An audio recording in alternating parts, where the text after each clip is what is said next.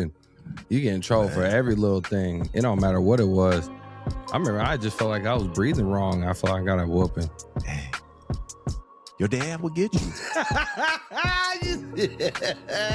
I remember your dad. I used to tell my parents, I go, Dad, your brother looked like whatchamacallit, what was it? Old boy's dad from Boys in the Hood, Lawrence Fishburne.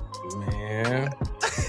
My dad be like, why you talking about my brother like that? I'm like, he look like him. What's up, world? Welcome to another episode of Garage Talks 5417 podcast. We got family back in the building today. Great conversation on the way. So let me go ahead and introduce this wonderful guest. He's spiritual. He's a father. He holds it down. He used to babysit me, and we just have a great time, and he's known for lots of laughs. So let me go ahead and introduce Julius Reynolds. Pew, pew, pew, pew. That was it. What's up, family? What's up with it, family? Good to hear you. Good to see you. Welcome aboard. Thank you, sir. We got this Christmas spirit going on. You know what it is. Fa la la la. There's some other things that go with that too. Some ho ho ho's, huh? You don't know about that. You're in a relationship now. I was just speaking out of context, okay? That was it. There was nothing personal going on. All right. Man. I've had my fair fun in life, but I'm a good boy now. We're going to get into that. World, it's good to have y'all. Thanks for tuning in. So let's go ahead and get this rolling. Drew, what's up, family? How have you been? I have been going through, man, my life has been a roller coaster. Yeah. As they say. It's like PG-13, a little bit of rated R, you know. Okay. Just all over the place. Gotcha. I can't explain everything. Some things are censored. But other than that, life's been good. Yeah. I've been fighting these battles. Which rating's more fun for you? Like PG-13, rated R? What's a more fun rating for you? Well, I would say the rated R version, but I've been toned it down. You know, I'm trying to get down to PG. Yeah. Yes. Just trying to, dumb it down a little bit. As I know, many people hung out with me. We had a lot of fun. So, yeah, the rated R version of me was pretty fun. But I don't want you guys to make your minds wander. Okay, I'm not that bad. I have too much fun sometimes. That's the best way to explain it. I guess the last say it all. Dang it. Drew, well, hey, there's nothing wrong with having fun, family. I mean, you had a lot, though. You did. Like, when I think about it, you had a lot of fun. I know. Remember your house parties? Grown-ups still turning up. I did that? Yeah, you did. You did. I mean, they were supposed to leave. Or be asleep. But we had a lot of fun, you know. Yeah, I used to have like a 12-inch sub and a 10-inch sub, and you could hear it all from inside the house out to the cul-de-sac.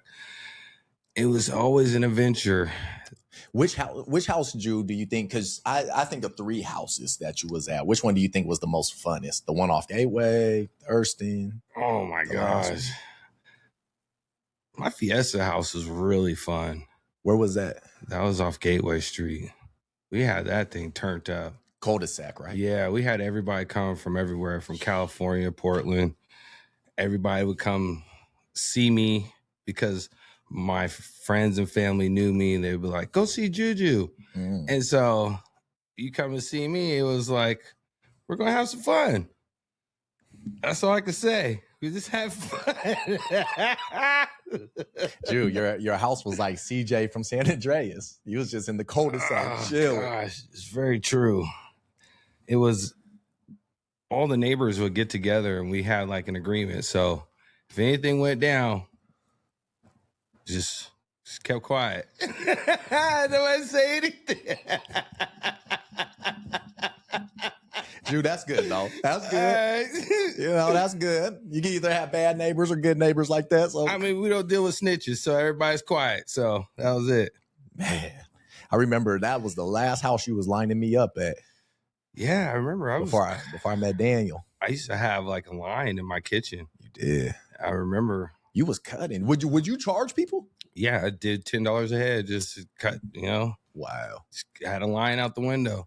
Wow. Jew, was your hands was a little heavy on me though. I know. You Sorry. got me a few times. I might have been a little inebriated sometimes, so you never know. I know. I feel you. I'm sorry. Oh, yeah. But I was still good. It looked good. It is. I just had some scratches. I'd be like, Your damn. skin was sensitive, brother. I'm just saying. That's true. That's true. Yeah. I got some sensitive skin. Yeah, they use those peanuts that we used to use, the little white ones. Yup. Yeah. You remember? That's crazy. Yeah, I remember. Damn. Your first little fade when we lined your hair up. Wow. Dude, wow. Yes. Then you'd be like, here come the alcohol. I'd be like, oh no. Yeah, it was like fire. Did you like cutting hair? I did for a really long time. You never consider being a barber? I thought about it for many, many, many years. I remember Daniel, like I used to run into his shop when I'd be working and line myself up while he'd be working. And his customers like, who is this black guy? I was like, I don't know. I'm just a friend. I just kind of give myself, do a little cut real quick and I leave. And he'd be like, Julius, just why don't you cut hair? Everybody keeps asking about you. Like, who's this random black guy that just comes to your barbershop, uses your clippers, and then leaves? Oh, man. You know what's funny? He mentioned that in our group conversation. Did he? He mentioned that. Yeah. They were looking at me like I was crazy. Man. But, which is true. I'm a little wild, but it was fun. I was like, these are my friends. Don't worry, everybody. I said, don't mind me. Don't pay attention to me. I was like, wow, just do what you got to do. I'm just here. I'm a fly on the wall. Wow. Don't worry about me. I was kind of like that everywhere in Eugene. Eugene sure. was kind of like, it's my little playground. Man. It has been for a long time. And I love Eugene. I'm from the O, baby. You know what I'm saying? Nobody knows where it is. When you leave here, they be like, where's the O at? I'm like, Eugene, that's my spot. I'm from the O. That's what I do. What's your favorite color? Yellow. There you go. There you go. Dude, that's so true, man. I've been traveling. It is people like, you're from where? You from Springfield, Oregon. I'm like, home of the track town, baby, from Eugene, Oregon.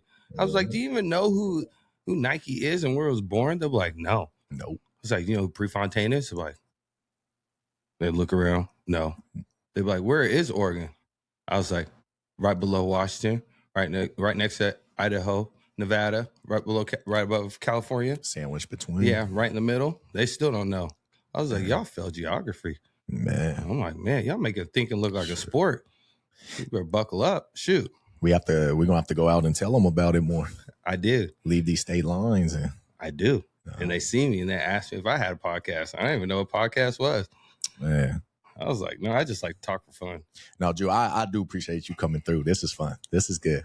This is great. It's been a long time coming.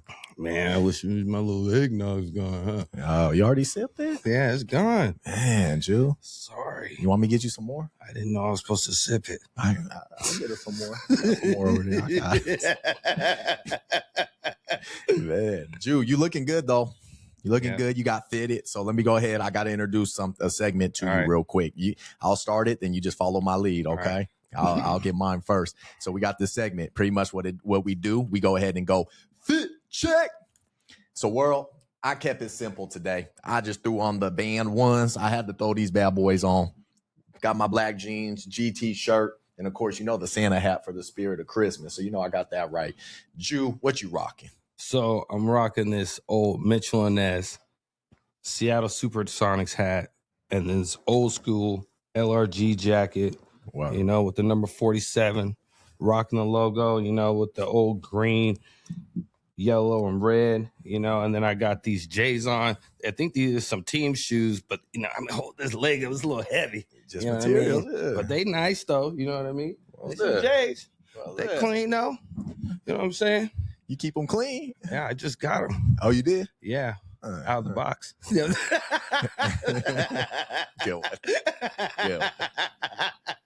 Good one, Drew. Good one. Oh, my gosh. So, Drew, me and Daniel was talking in TC. Your name did get brought up. I said, if you just set your phone up and start TikTok and comedy, I said you would blow up. How you feel about that comment? I feel like I'm just like in the moment funny sometimes. I mean, it just depends on how you catch me. I mean, I could have some things going on, and then if I'm like side hustling, like ear hustling, like hearing something, and it sounds really stupid, or I might think of something to say. But granted, I just say things. I don't know why. They just come out. Sometimes I just let my intrusive thoughts win. Yep. When they should be on pause, but they just don't. They just be running red lights. I don't know how to stop them. I be trying to give them speeding tickets, but them joints don't stop. I don't know what to do sometimes. They'll be just doing what they want. That sounds crazy, huh? Is that why you smoke weed? Make it.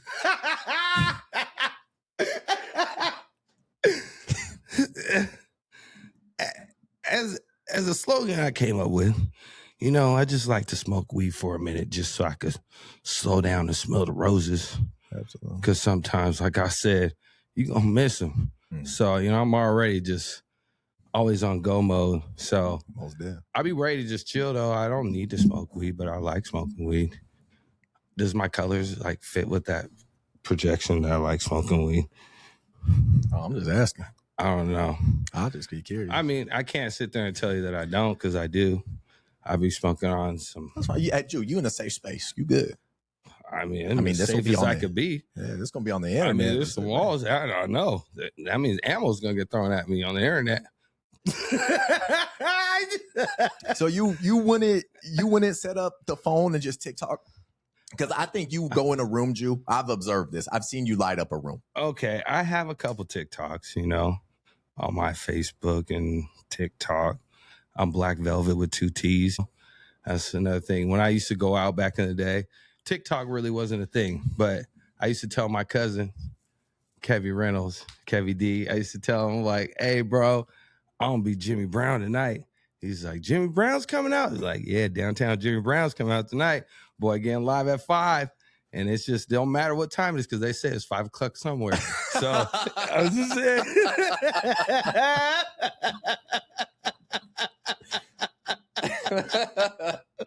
That's a heck of a mindset. There we go. Saying, I'm with you. You know what? I'm with you. Going in. That's all it is. That's all you need to know. It's on. It don't matter. Somebody gonna hear that and be like, hell yeah, brother. They already know. They just gotta see me out. And I just put like the James Brown on their ass. I'm telling you. Boy. It's all about the ones and the twos. I'm just saying. So you do have social media. I know that. But I'm saying, if you just start making comedy page and snippets, you would cook. I know. I've had some really crazy things happen to me throughout my life. Even just recently in my job. I remember just recently we had this new truck, and on the truck bed, it has a multi-flex tailgate. Well, there's some speakers in it. And so the lady was like, hey, she's like, do those speakers work? I said, doggone right they work. I said, you want to hear them work? She said, yes, I do. I said, come on. I said, what kind of music you like? She said, you like country? I'll throw that country on for you. So I started boogieing, doing my thing. She told me to pause. She said, I don't know how to dance right. So I stopped, and she grabbed her son, and they started doing the swing dancing music. I'm behind her like this. I'm clapping around, and everybody in the parking lot were just sitting there looking at me like, what are you doing? I'm like, I'm trying to sell a car. So I got them dancing in the parking lot. I mean, it's just, you got to be in the moment, you know? So you just don't kill the vibe. You keep it going. If you believe in yourself, like I do, I believe that I'm a very nice and kind person, loving, and I just like to have fun. So I notice that a lot of people don't have a lot of light in their lives. So I bring the light. I've had the light diminish in my life many times, but guess what I do? We gonna light this bitch up. As long as I'm living, we lighting it up. You feel it? Light it up. Don't let nobody dim your light. Be a light wherever you at. You feel it? I feel it. Drew, that's true. That's how I know you're organic. You've been through some things. Drew, you've been through some things. We all have in our lives. Yeah. But you still make people smile. I respect that, G. I really respect that.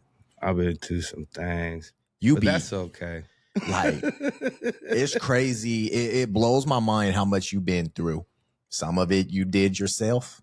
Some people did to you. Yeah. But you still, I see you out and about. People always say, Julius made me laugh, man. And that, people don't forget how you make them feel, man. Yeah, that self-inflicted trauma, it will bring you down because that weighs you down the most, because that gives you a chance to judge yourself. But something I had to learn, even in your darkest moments, don't judge yourself. Learn from yourself. It's a little bit different. You know what I mean? Judging yourself keeps you in a place of darkness because it reminds you of who you were in that particular situation. But if you learn from yourself, you can just jump right back in the game. You be like, oh, all right, I know where I screwed up. Back in page 52, it said I did this, this, and this. I'm going to go back, look at it, highlight all the key points, and I'm going to learn from that, and I'm going to move it on. There's no point to relive that page because guess what you're going to do? You ain't never going to turn that page. You're going to be stuck on repeat. I'm not trying to be a repeat. I'm trying to move forward for a positive thinker. You know what I mean? Absolutely. Time, energy, and effort. Let's get it going. And one thing you can't get back, time.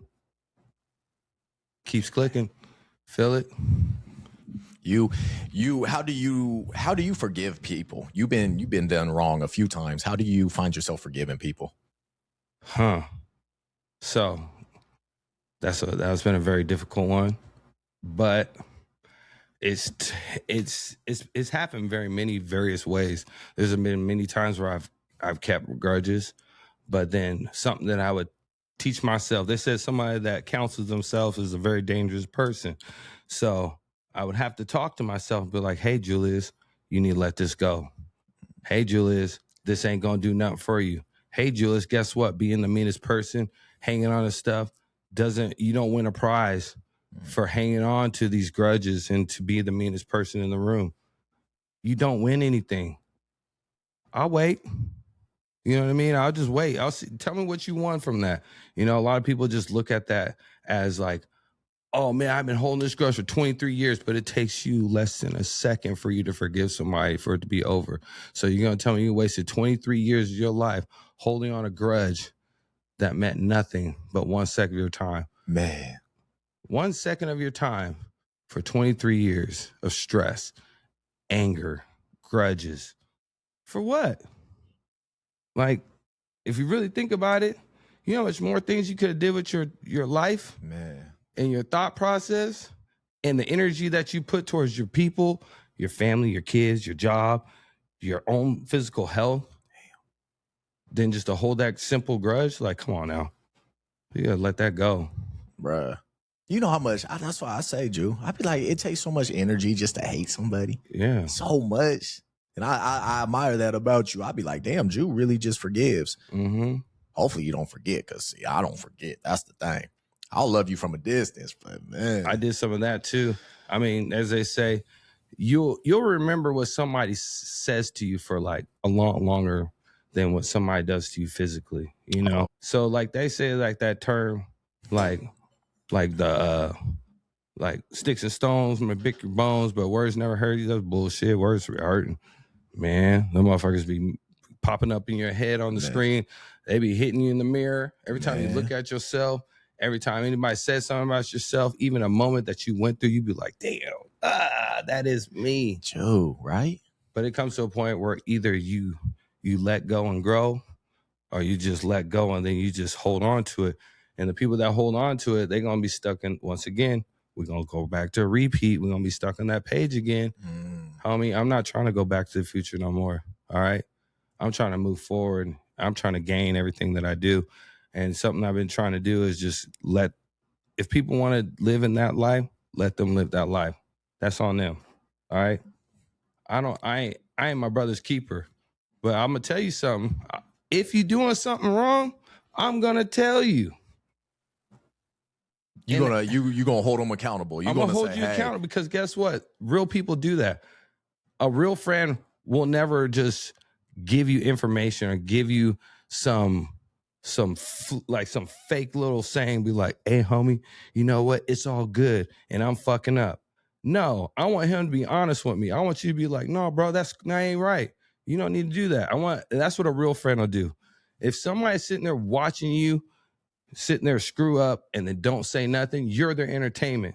Think about that. So when they want to sit there and laugh at you, they ain't laughing at you just to laugh at you.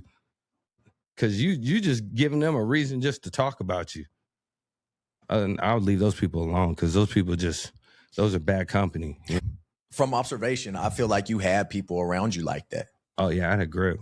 Where you might have been messing up and they should have said something to you. Yeah, they just let me keep going. Why do you think that is? Because they enjoyed my company. Because when I was sad, I helped them be not sad. It was like easier to take the light, take the heat off of them. Everybody wants this. Nobody wants to hurt. Nobody wants to be sad. I just know how to turn it into something else. So I don't just sit there and just sit and grovel in my sadness. I'm going to turn it into some happiness. We're going to make it be fun. Even when things get thrown in my face, I'll make it fun. I'll turn it around somehow, some way. That's a gift, Jew. That's a gift, man. You do. Everybody, like I said, I know I already said this, but everyone I talk to, Julius, make me laugh. You remember Uncle JJ posted something when he was living in Dubai. I'll never forget this. He said he felt at the end of his time in Dubai, he said he felt like he was just entertaining all the sheiks and all the millionaires out there. I'll never forget that. He said, I just was kind of the clown out there. Even though I was doing my fitness, my training, he was like, they would just bring me around just to make them feel good. Exactly what you just said. It was crazy. I felt like that. And I stopped talking. Right. I started getting quiet because I just felt like I was here for other people's entertainment. I felt like that, like on the Gladiator. He's like, are you entertained? That's how I be feeling like when people make me hot. I be like, oh, so y'all want to see a scene? I'll show you a scene. And I don't even got to be like no craziness or nothing, but we're going to take the heat off me and we're going to make it into something else. Would you let it build up and then you just crash out eventually? Oh, yeah, I used to do that, but now I don't. And that's the problem with holding things in, as an ability, it's not, I wouldn't even say it's just a man's perspective either. I think it's just society in general. A lot of people just don't know how to express themselves. As something that I've learned, you can say anything to anybody. It's all about how you say it. All right. You can say it in a very controlled manner. You can say it in a very aggressive manner. I can say something to you in a way and be like, hey, how are you doing? How's your day? I'd be like, hey, motherfucker, how's your day? You may take that one or two different ways. You may think it's like, I can't talk to him because he's too aggressive. But the other side of me, if I approach you this way, you might open up to me, So I've just learned to you got to read the room, as they say. You don't have to be like, I'm a pretty loud person. I'm a very abundant person. Like, I'm just all over the place. I'm not like everybody else. They say, like a John Wayne thing that he says, like, a big mouth don't make a big man. I don't know what that statement means to me.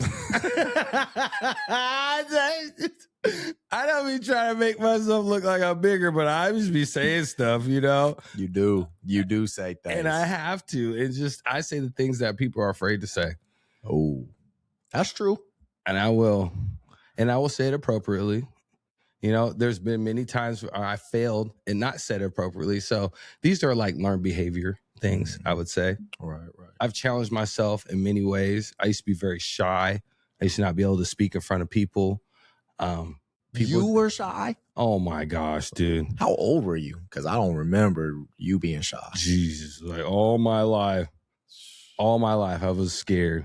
Even up through high school, even after high school, I was just like super nervous. But when I'm around like people I know, man, shoot, I'm on like porch lights, boy. Shoot. Maybe that's why I didn't realize it first, man. There's no turning it off if I know you. When you babysitting me, I'll be like, Pops, when you pulling back up? Cousin Juju wild. Hey, I was a good kid back then. It was just later on as I got older. People start teaching me different rules, so I started understanding where my line was. And I was like, oh, wow. I didn't know you could be a habitual line crosser and still get away with things. Oh, Lord. Man, you was tiptoeing a lot, Jew. I did. You was. I was playing hopscotch with that line, boy. Man.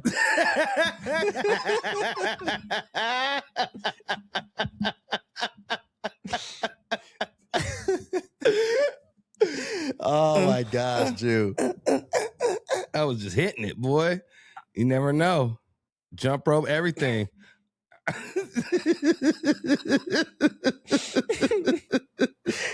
You be in the most dangerous situations. You do that. Yeah. I had a very interesting mentality. I would have to put myself in a mode. I would tell myself, don't take this personally, okay? Yeah. I would tell myself, I love myself, I love my culture, everything, but I would just put myself and be like, you know what? Who are the most dangerous, coolest people that do crazy cool things? I was like, white boys. So I had to get my mentality of a crazy white man like Jackass and Nitro Circus, because they always did cool, crazy things. So I did cool, crazy things too. And I just would do them by myself. So that's what kept me safe, like most of the time, because that's the only way that I make it through. Is that part of the reason why you bought that motorcycle? Yeah, because I watched MotoGP and I was like, I want to learn how to ride a motorcycle. I figured that if they could do it, I could do it. I thought because I rode a dirt bike and rode like my little bikes, I jump ramps. I'm like, it's the same thing, you know? No, that pavement don't move. That's a whole different story. How many times did you wreck on that? 1, 2, maybe 3. Damn. Maybe. How many times I almost die? I don't know. There's like multiple. I did some really crazy things. My bike went 180 miles an hour. Did you go to that? Oh, I did. Did you, Jew? It was fun. It like everything turned into a tunnel. I was like riding and it just all these cool rings form. And I was looking around. I don't think you're supposed to do that, but yeah, I don't know, Jew. I was curious. I remember you had that big old gash on what, your forearm, was it, from one of those crashes? That was when the bike I had for like about 30 days. Maybe it was 2 weeks. Jew. Yeah, that one. I wasn't wearing my helmet when I crashed that one. I was riding like a surfboard when I crashed it. The joker hit the curb and I jumped on top of it. That thing was sliding on the ground. I jumped off it and watched it slide in the back of a truck. My buddy said I was like sliding on the ground. He said, "You look like an angel." I said, and I was just looking at him. Don't call my dad.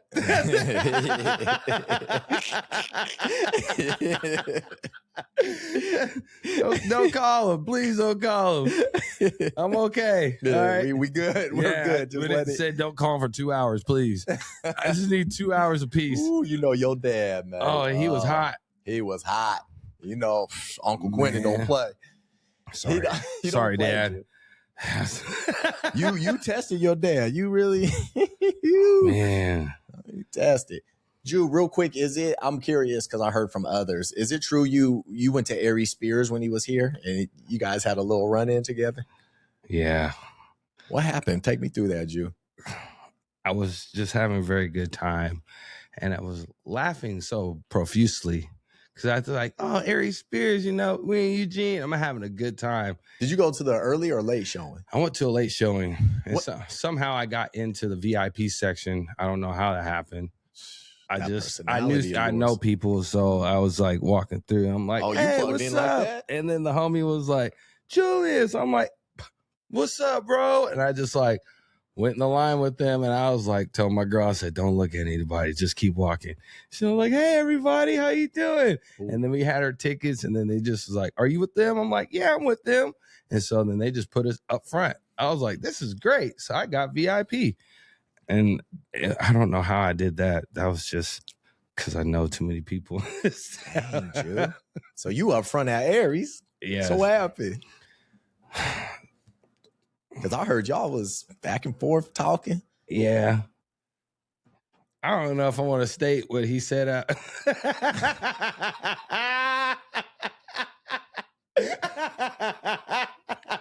So you remember what he said? I do remember what he said. And you said something back. I did. And I just told him I retired. That's all I'm going to say.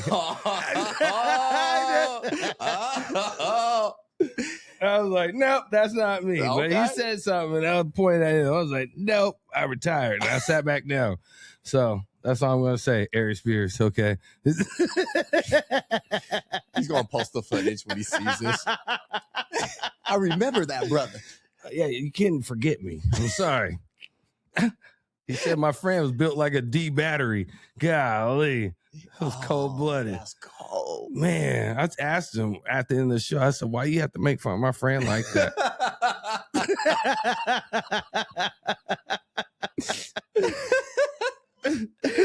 I sat in the back. I said, I see him grilling people, Jew. I'll be like, man. Yeah, I just be just trying to be up in the light sometimes, and sometimes that's not the good thing, but jeez, please, gosh.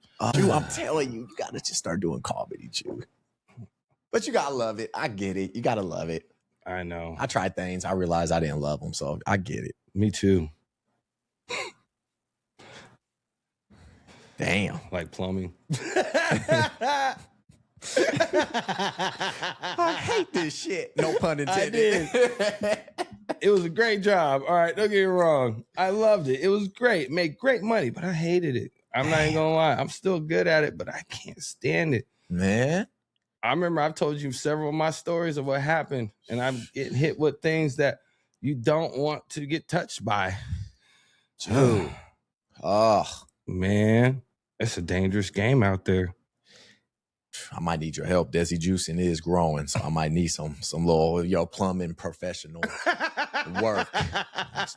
I'm gonna be that family member. It ain't no toilet stuff. It's just water. Go to here. And I know somebody that knows somebody. That's all I need. That's all. Just help me with some plumbing stuff. I'll let you know later. I'll let you know. I remember that time. Speaking of plumbing, you showed up. I just got back from Jamaica. What was it? My sink was clogging because my disposal wasn't working. And you guys pulled up. Why we start taking shots while you guys were? I don't know why.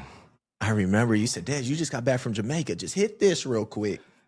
I said, Jew, I just need my sink fixed, though. He said, it's going to take a little bit. And your buddy was there.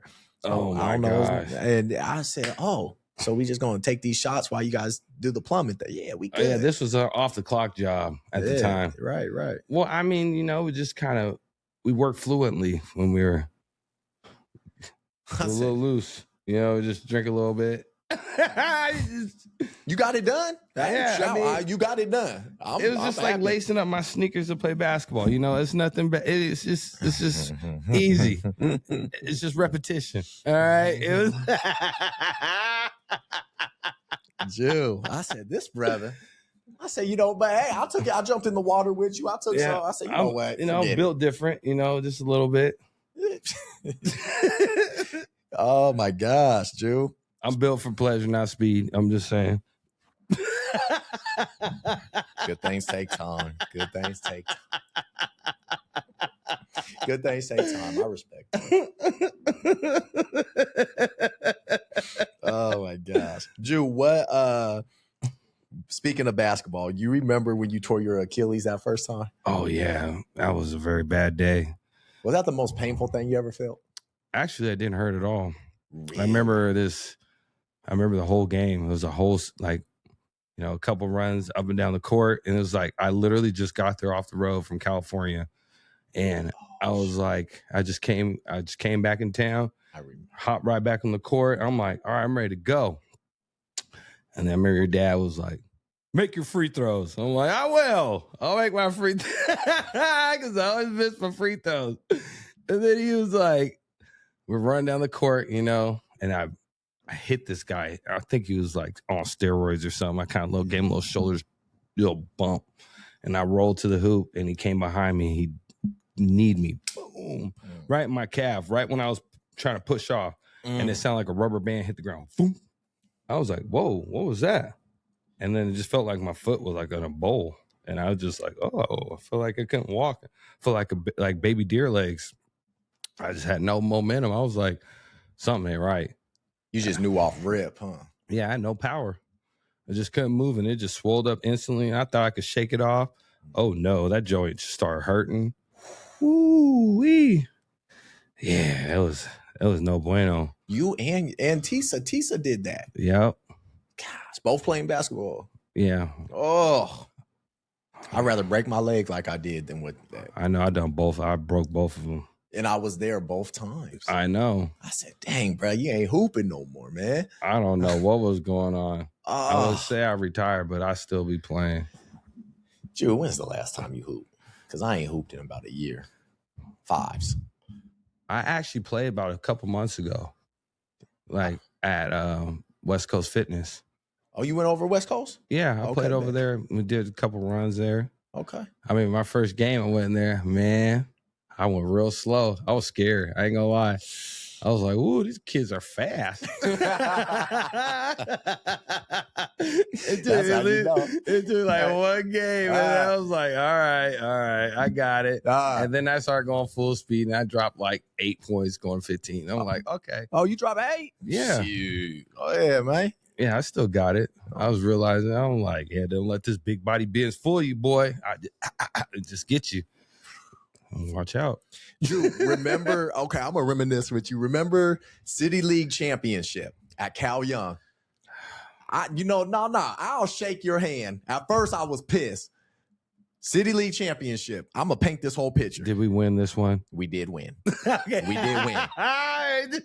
It was the bakery team. Okay. And what happened? This is when the refs hated our team. Yes. They didn't like us so much. You was talking crazy to a ref and they blamed it on Kevin because they knew Kev was our top dude. And I remember I said, no technicals, because if he got a T, he couldn't play in the championship. Yeah. They teed Kevin up. And I was trying to blame it on you. I was like, it's Julie, he said it. And you did say it, but they teed Kevin. Kevin's out. So we win, go to the championship. Fast forward a week. Pop shows up, me, the rest of the fellas, Kev suspended. You came in last minute. I'm going to remind you of this.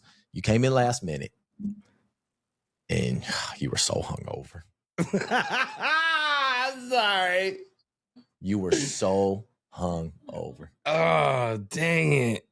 But you showed up. Yeah. And I said, you like, what did you do? And your wife at the time was like, oh, he had a great night. He was up till about 5 a.m. and he boom, boom, boom, boom, boom, boom. And I saw it in your eyes. And he said, Des, I'm here. And I want to say we only had like 6 people. So you had to play a lot. Yeah, I did. Drew, you had to play a lot. And I said, Drew, just be available. Just be available. Please, I'll do the rest. And I think I got like 20 rebounds that game. You did everything we needed, man. I was so proud of you. I had so many rebounds, so many steals. I was Dennis Rodman out there. You remember how tired you were? Yes, I played to sober myself after like the first half of the game. I remember I was like, I think I'm normal now.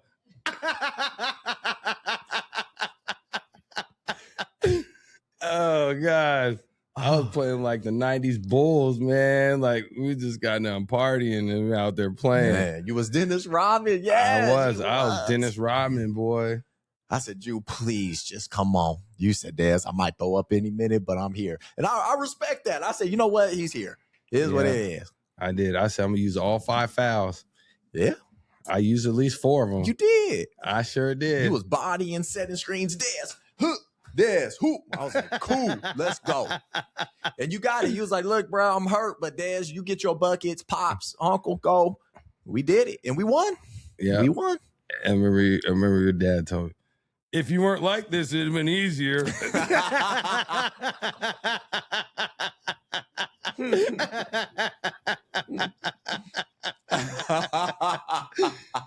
You always insult to injury. Always get me. Oh, we had so much fun. That league was so fun.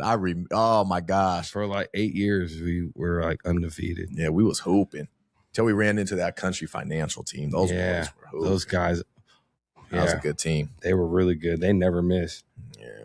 I was tired of those guys. They always beat us. I don't know how. Dude, they wouldn't admit. They was like the Warriors before the Warriors were going. They would just they would never jumpers. miss. These guys were just like buckets after buckets. Man, respect. That's right, Country Finance. You lucky I'm not in my prime no more. I'll be. Oh, I miss hooping, man. I miss it. I miss hooping with the fam. That was like probably one of my favorite times, you know, because that's when we was like the last time everybody was still rocking together. Mm-hmm. We was just having good old times. It was good times. Yeah. I know it sucks. Me and you haven't hung out like this forever. Yeah, it's been a grip. I hate that. It's the worst. I know. Since my life has been flipped upside down, just life. I've been life in life. The best way to explain it. And I've just been getting through. So it has been a very hard change going from one career to the next, you know, plumbing for almost 17 years, 15. Yeah, it was like 17 years doing plumbing and drain cleaning. Yeah. Now I'm selling cars. So it's like, everybody's like, oh man, you'd be great at this. This is the hardest job in the world. Man, golly. Did you want some more, Chu? Shoot, man. Might need a little. I got you. Hang on. Let me get you right. We good. Mama, you good? Oh, let me hook you up real quick. Are we on pause? Oh, Lord. Drew, how's raising the kids in 2025? This is probably the hardest thing I've ever had to deal with. Drew, you got 3 kids? Yes. My goodness. My oldest is 16. Gosh. My middle child is 10, about to be 11. And my youngest is 6. How, and I mean this with, I know you love all your kids, but how hyped were you to finally have that boy with Wesley? You know what? Honestly, I was pretty content with just having my girls because I'm a girl dad. I've raised a lot of children. I have a lot of their cousins and nieces and nephews. Like a lot of them a lot of cousins spent time at my house. So I raised a lot of kids. But when I had my son, I was like, all right, I'm going to have me a little juju. All right. And I didn't at first, I started thinking about that. I was like, you know what? Maybe this is a great thing, but maybe because I'm a lot. All right. That's all I can say. Oh, so you thinking some of your trait? I mean, obviously your DNA, but you thinking some of you gonna rub and off. then I'm like, shoot, I put my parents through a lot of things. And I'm like, I really ask him, I'm like, just be easy on me, son. That's what I be asking him, What's he say? He said, I'll be good, Dad. He says that now, but oh man. Do you see some actions or mannerisms from him where you're like, oh, he gonna be real good or he gonna be bad? I mean, granted, he is my son, and I don't ever want to say that he's gonna be real bad because I don't want to speak that into the atmosphere. So I'm just gonna keep putting that positivity out there. You know what I mean? I just hope that he stays good.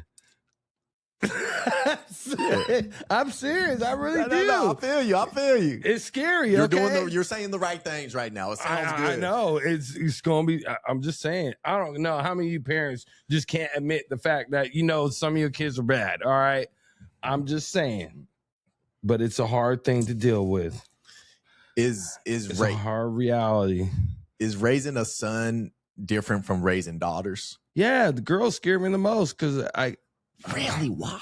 Because the boys that come with it and everything else, and the internet, it tells the girls that they need to be a certain way, and they do all these TikTok dances, and it's like, I don't even know how to explain it, dude. So, Drew, what's the certain way? I don't got kids, so I gotta ask you. I don't know. It's just I feel like the internet over-sexualizes the children. They make them feel like they need to be a certain way, like little girls should not be wearing spandex clothing. I'm sorry. They need to be wearing jeans, loose clothing. They don't need to be wearing all this high school stuff. Like the crop top. Yeah, they don't need to do all that. That's just too much. You know, even for my kids, like my older daughter, I don't want to see it. Like I'm just like, it's just too much for me, man. I understand everybody has their opinion on these things. With like, oh, it's just society. But I just remember when I grew up, we were just a little more conservative for the most part, like girls were growing up until we got into the 2000s. And now that everybody looks like Danny Kane. All right. Everybody thinks they gotta look like Beyonce and look. Shoot, not even that, Jew. It's at the point their favorite influencer. That too. That's what I'm saying. But just the girl up the way that has 500K followers, they're inspired by it. And they want to dress like her. Now they all want like Janko jeans and big jeans and crop tops. And I don't know. I don't understand the fads. I guess I can't say nothing because they all wear my old clothes now. It is coming back. It's coming back. They wear the same thing as I'm wearing. And I'm like, dude, I've had this jacket. Dude, I've had this jacket since like high school. I do remember that jacket. Yeah. Wasn't it Stefan's? Well, it was like both of ours, you know. You just kept it in your closet? You just kept it in your closet. We would share. We had like a bunch of cool jackets, you know. So we'd be like, he has a Bape-N-Ape and we had LRG. Oh, we'd have like all different type of like different gear. Damn, so, we had some good years. Yeah, I had all these starter jackets and stuff like that. And everybody wants to wear them now. So we just like, I'm like, help him be cool because I go shop. And so I used to go take him to like the Nike store, buy him shoes and stuff. And who's Steph? Yeah, I just buy him gear. Steph was swagged out. Yeah, he sure was. He had all the gear. Man. From the Ed Hardy gear. I remember we had the Ed Hardy cracking for a minute. Cracking. We was Ed Hardy out. Man, see, I think what was cool with our time, I always say this, I think we had the ability to still tap into being individuals. Yeah. I don't know, maybe you can fill me in with having kids, but I feel like kids these days can't really find themselves because they're so influenced by everything else. I've always had my own swag. I've always dressed my own way. I've never humped on no train. Like, I mean, we would have like certain gear, but we would always switch it up and like wear it differently. I mean, I would be in like some of the fad for a little bit, but my little brothers and my cousins, y'all was in it. We was y'all had the gear. We was geared out. Yeah. I remember, I'm gonna put myself on blast. Internet world, I'm gonna put myself on blast. I'll never forget, and I still have the jersey. I was wearing my red T-Mac Houston jersey. I threw on a button up. See if you remember this. I threw a button up over it. You walked in my house and you said, if you don't take that damn button up off, you look like a crackhead.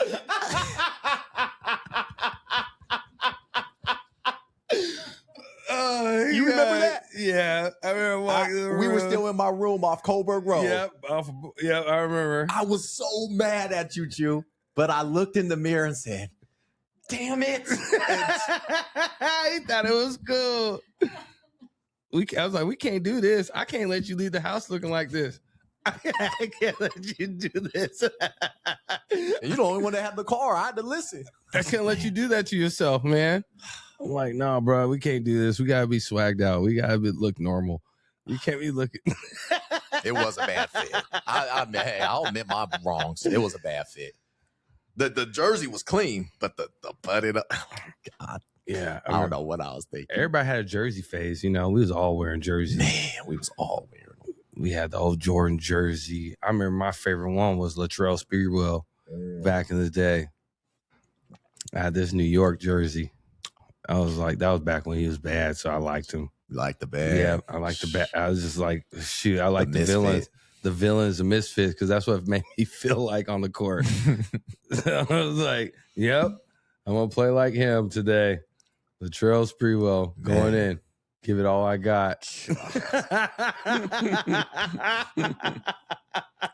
I think also for us, did you get whooped a lot growing up?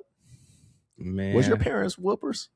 I used to try to dodge whoopings like raindrops, boy. You believe in whoopings?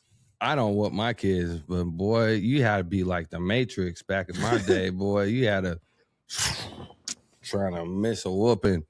You get in trouble for every little thing. It don't matter what it was. I remember I just felt like I was breathing wrong. I felt like I got a whooping. Dang. Your dad would get you. I remember your dad. I used to tell my parents, I go, Dad, your brother looked like whatchamacallit, what was it? Old boy's dad from Boys in the Hood, Lawrence Fishburne. Man. My dad be like, why you talking about my brother like that? I'm like, he looked like him. And I was Cuba. You was Cuba? I used to always say that. Oh my God. I did. Uncle Q remind me of that big time. I used to get in trouble a lot. Rolling them stress balls. You probably had uncle like, these kids. I mean, I got good grades and all. I just would get in trouble in class, in school. I just talked a lot. Go figure. Man, if you try to whoop your kids like we got whooped, you be locked up now. Yeah, it's a wrap. I'm going straight to jail. It's a wrap. Yeah, they ain't having it. All you got to do is go tell one of their friends, and then their mom going to call the police and be like, oh, guess what? They left a mark on him. I'm like, but I don't hit my kids. I'm just saying I don't do all that. But see, I think that's the difference. Yeah. Hit and whoop are two different things. I don't even do none of that. I just take the phone away. That's like a whooping for them. Man. I take the phone away. They fall out. Do they really? I can't play Roblox. Whoa. Wow.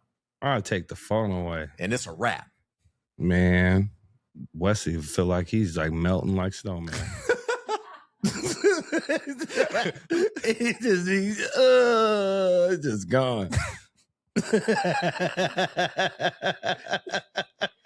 He do. It's over. Damn, Jew. He don't even want to eat nothing. Nothing. This boy boycotts me when he take away the phone.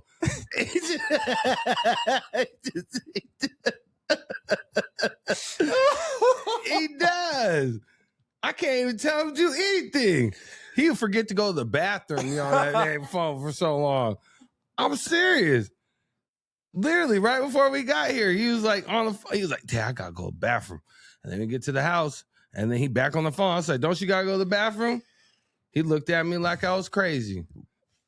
I'm like, dude, man, that whole phone just gave you amnesia. It's like that little pit from Men in Black. It just pew, it just get him. Once he looked at the screen, pew, it's everything. Forgot everything. He forgot him his damn daddy on that damn phone. Need God, some more? Man, me a little swig of that. Here, hold your cup up. Yeah. Oh, that is. Yeah. You know you want a little taste. There we go. Yeah, a little Christmas spirit. Warm you up, yeah. Right there, boy. Should make buck back out right there. Kind of good, huh? Mm-hmm. Not bad for $15. Man, like smooth like Cadillac. Yeah, me too. Merry Christmas, brother. Every time I drink this, boy, I tell you, I think Jimmy Brown about to come out again. Shoot. Watch out. My girl be mad at me. I'm just playing, baby. I ain't going to no club. I'm just playing. It's for the cameras.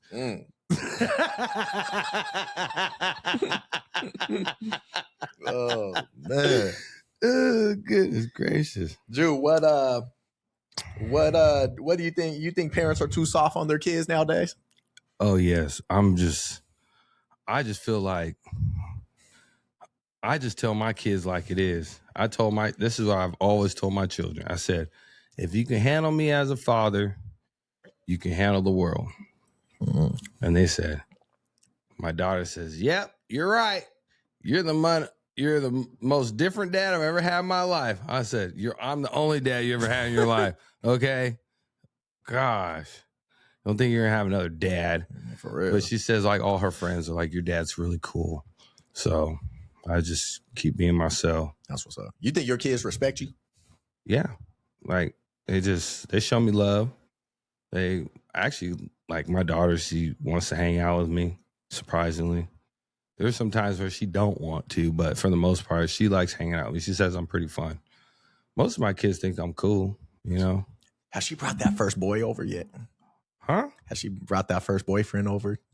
Like, just have you met? No, we went through this discussion. I feel.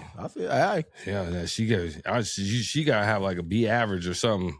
We gotta get her grades up, and he better come with a B average too. Yeah, he can't be coming in with no D plus. No, you better get going. You better go back to the tutoring class, boy. Get your grades up. No YNs around. No, we ain't. If you ain't getting good grades, don't ask to be doing no extracurricular type things. I'm just feeling like those type of things are like a privilege. It's not a right. All right. Maybe if you could show some responsibility starting out, that's like your first responsibility as a child, going to school, get good grades, stay out of trouble. That's just building rapport, trust with your parents. That's how I look at it with my kids. Mm-hmm. But for them, I've heard some kids, they be talking crazy to their parents. I wish my kids would talk crazy to me like that, talking about like they deserve to have a boyfriend. You be waking up with a bucket of water on your face. Yeah. You be going to school looking angry. Yeah, ain't no boy gonna like an angry person. I'm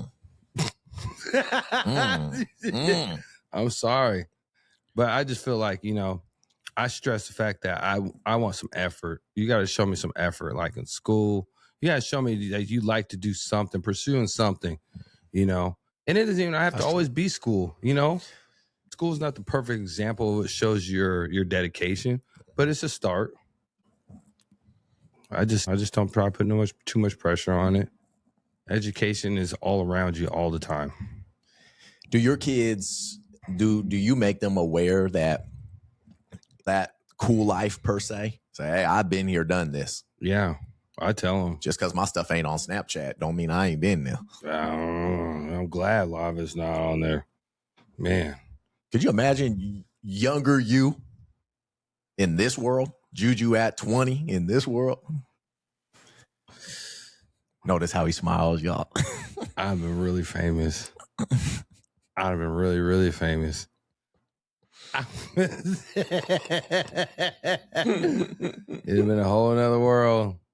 I would still be thinking I could do it. I'm 41, thinking I could play. Be on the internet, think I could do stuff. Think I can do my little cooking videos. Chef Bro RD, PG, just be coming. I'll be trying. Oh my goodness. I be having too much fun.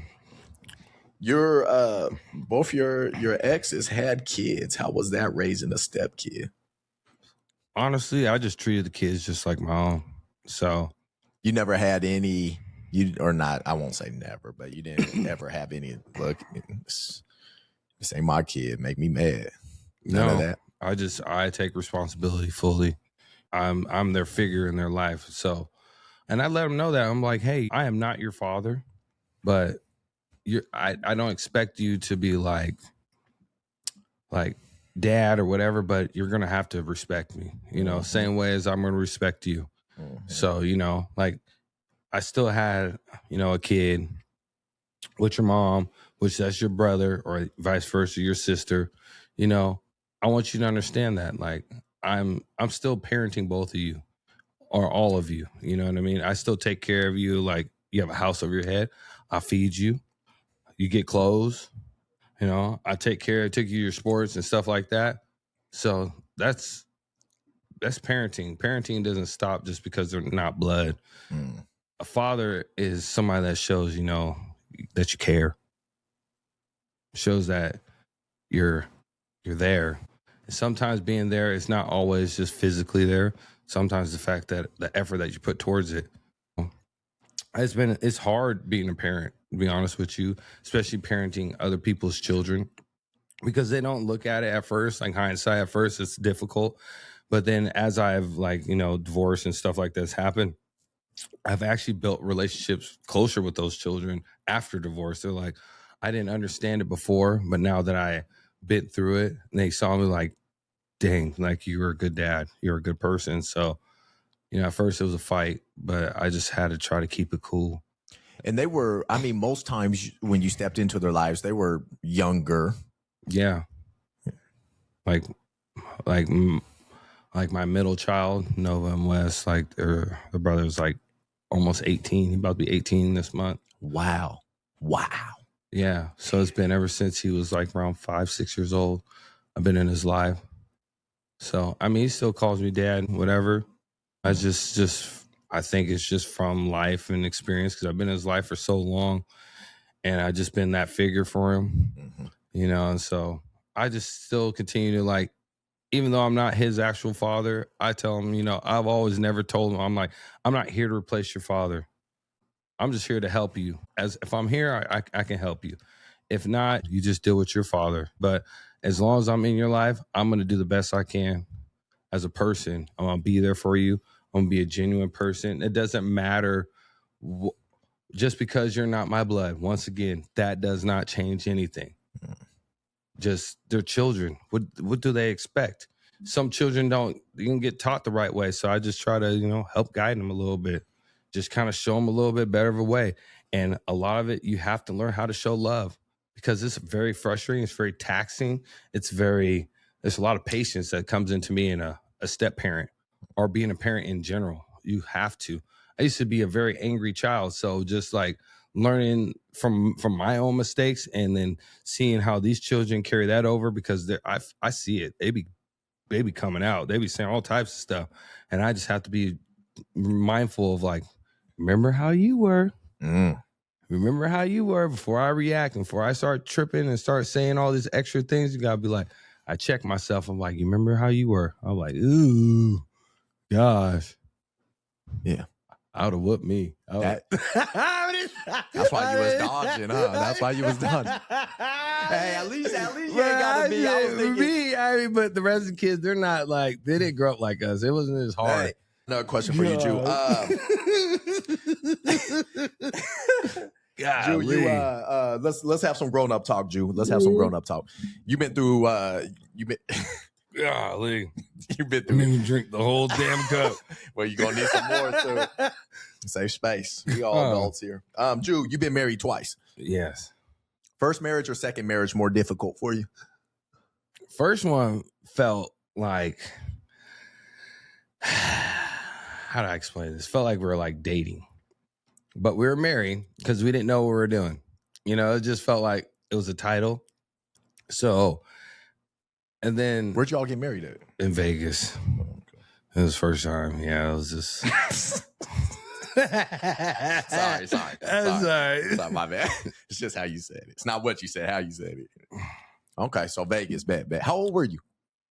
I was probably like 24, 25. Bet. Just in love. I feel you. I've been looking away from the camera every time you're saying this. All right.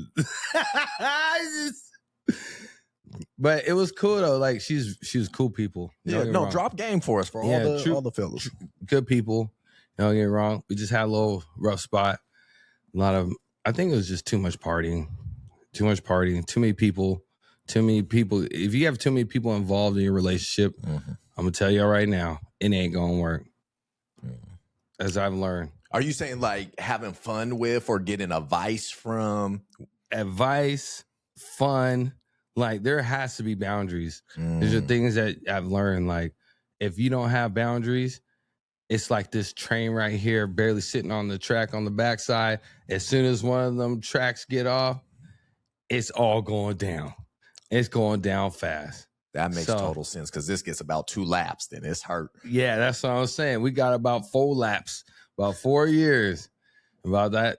If you're not figuring it out, like if you're not learning each other and you're not working with your partner as the years go on, what are you doing? You're going to constantly derail. You're going to constantly get off the track. And then you're trying to figure out how to get back to where you were.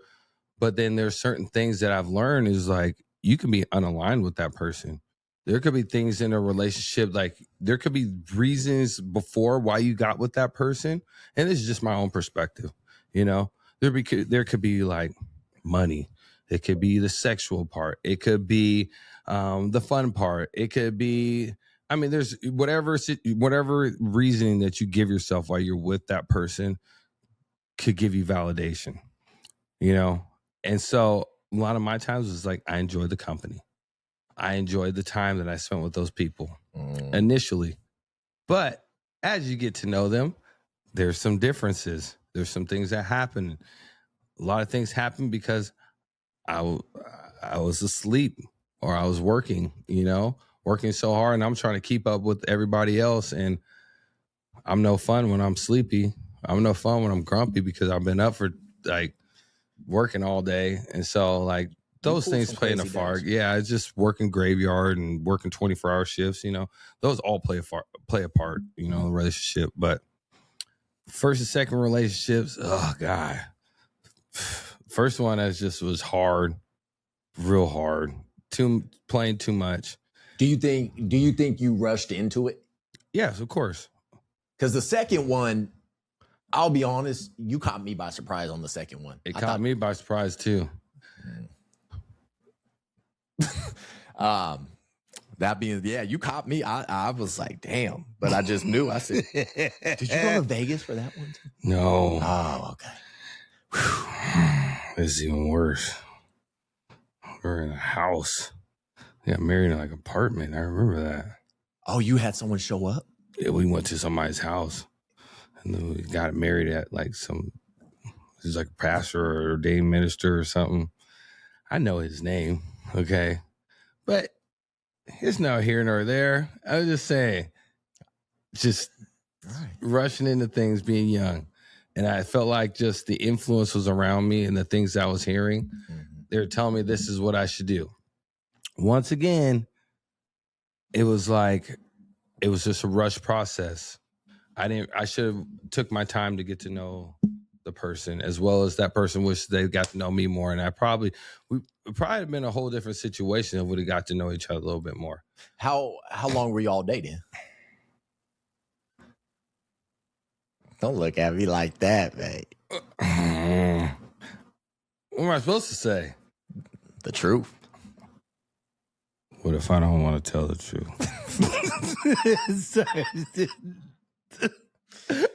Sorry. I'm sorry. You see why he said it's how you say things? Look. Gosh, dang it, Desmond. Didn't know I was gonna bring the questions. My bad, mate. I'm sweating over here. We just talking. It was a fast marriage. Okay. You like me. You a little bit of a lover boy. Yeah. Or I'm like you. Whatever. Because when I was, I see what you're saying, because when I was in my long-term relationship, and all blessings to her, once we got out of it, I'll just say some of mine, I realized I had a lot of work I had to do for myself. Mm-hmm. Like once she was out the picture, I said, damn, I have a lot of stuff I need to solve. Mm-hmm. Not trying to be selfish. But then a year later, I leave my job. I realize I'm not happy with this, and this. And this is just me jumping in with you, right? Yeah. I was so glad we didn't get married, because I said, damn, I got a lot I need to figure out. And I'm glad I did. So it's just like, man. So I see where you, and this is brother to brother, we've known each other since 2 seats in the Cadillac. Yeah, literally. I see you went through with the marriage. And so I would observe you at times and say, damn, respectfully. But I see if I would have went through with her, we would have been hurt. We probably would have been hurt. Yeah, I made it 10 years for my second marriage. I thought I was going to, everybody thinks like when you're with that person, when you find a person, you think that's going to be your in person. But as time goes on, sometimes you find out that that's not your person. There comes to a point where, as the Usher song is, it reaches a climax, and that's just where it is. Mm-hmm. And either you can just try to make it work or let it go. I try to make it work, and it comes to a point where if you don't let it go, people get hurt. So I just learned to let things go. It's a hard thing to do. Don't get me wrong. Do you you see yourself getting married 3rd time's a charm? Of course I do. We don't give up. We don't give up around here.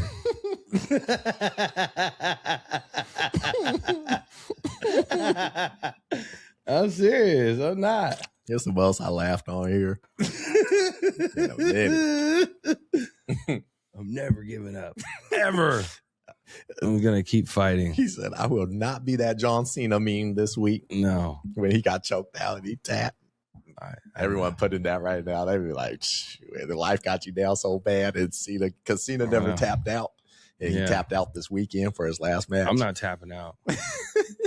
I got this beautiful lady right now. She's awesome. I love her. She's dope. There you go. Y'all taking your time? It's going smooth. Oh, we cool. You know what I mean? For sure, for sure. I mean, but what is time? Yeah. You know? Time is time. Time is what you spend with somebody. Mm-hmm. So something that I would say that I've learned from all my relationships that I've been in, the time you spend with somebody, it's not necessarily just the length of time, it's the physical time you spend with somebody. The time that you have time to laugh, joke, talk, find understanding. If you find somebody that you find commonality with, it's a beautiful thing. It makes time look beautiful. It's amazing. It's like you're just like living in the moment all the time. Like you just like, dude, I love going home. I love going home. I love seeing her. I think it's dope. We laugh in the middle of the night. It's so freaking awesome. Like I can wake up and like, hey babe, I gotta tell you something. I like a crazy dream or tell her something. We start laughing in the middle of the night and go back to sleep. That's like one of my dreams. It's so dope. That's what's up. You know, I've never found somebody that I can just talk to and just have like the best time in the world with, you know? So instead of the length of time, it's the quality of time. It's quality of time. You know, I had long relationships, but I didn't know how to spend my time and be present in a relationship. So if you're not present, no one's having fun. I'm sorry. I just put it out there because I wasn't having fun either. You know what I mean? If I'm not getting that QT with my QT, you know what I mean? It ain't popping. This ain't popular. I don't like that. It's not, bro. It's boring. I like to have fun. Hey, you know, we all do. You gotta have fun. That's why I enjoy like learning about myself, is learning what I like and what I enjoy. And so what do they say? You oh my gosh, what do they say? Never stop dating. Yeah. Never stop dating. We don't do that. We don't stop dating. Yeah, we never stop. We do that. We just always date. It's always like, I feel like when we're going out and hanging out, having fun, it's like, it's always the first time all over again. You know? Well, I noticed you switched it up with her. When I saw y'all at the Springfield block party, I think that's the first time I seen y'all. Mm-hmm. She a sister. Mm-hmm. Switched it up. Okay, G. There you go. Give me some knuckles there. He said, let's try this route. There you go. I can say that. Me and you go back. You can. I say that. There you go. Yeah. Don't get mad at him. I said it. I didn't say that. Hey, y'all know my motto. We all look the same when the lights go out. I'm just saying. So it is what it is. Oh. And light a candle.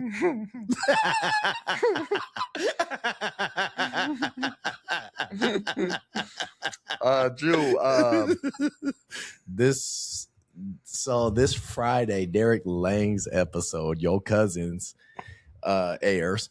I got a question for you. We talked about that wreck you guys had. I vaguely remember. Yeah. That's what he said too. That's what he said too.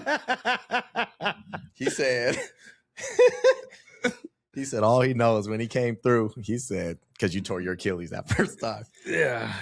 He just heard the boot and your feet going. Psh, psh, psh, psh, psh, psh, psh. Cuddy, what happened, family? You just took off on a little journey. He said he remembers you leaning.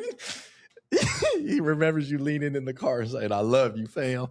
And then he said he just heard. It was just. Well, I was in fight or flight at that moment. I did I make sure he was awake. I tapped him. I said, "Derek, you okay? Derek."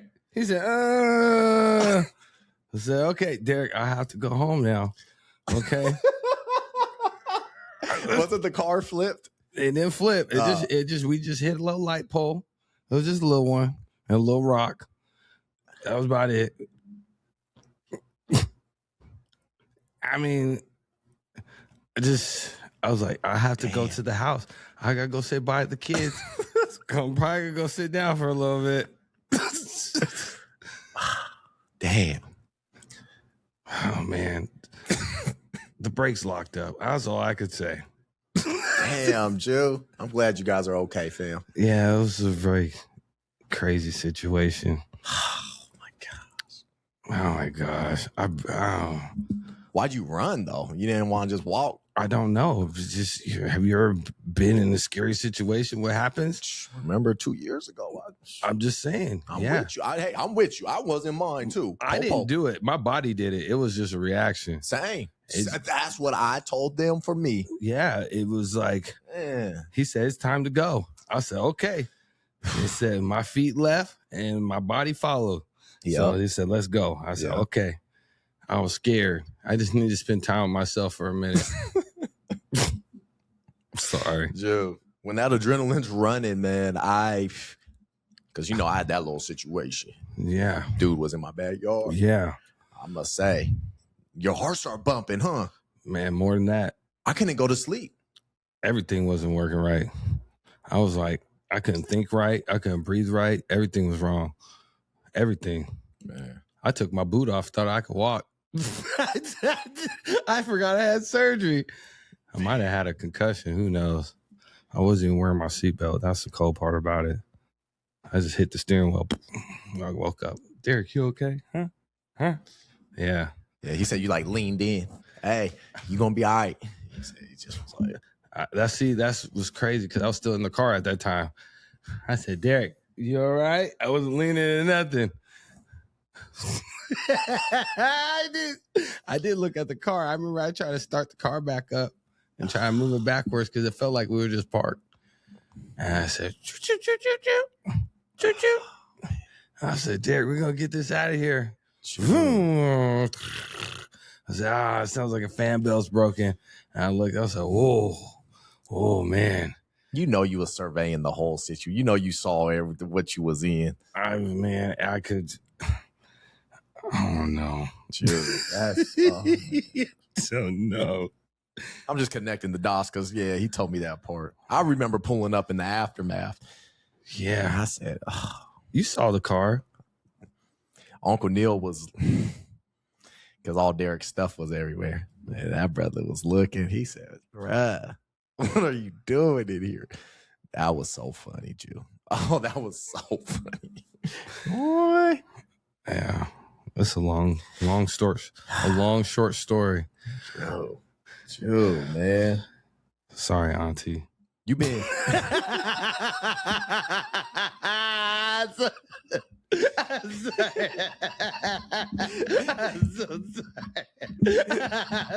Don't be sorry. It's over now. It's a wrap, man. Mama chilling. Damn. Mama chilling.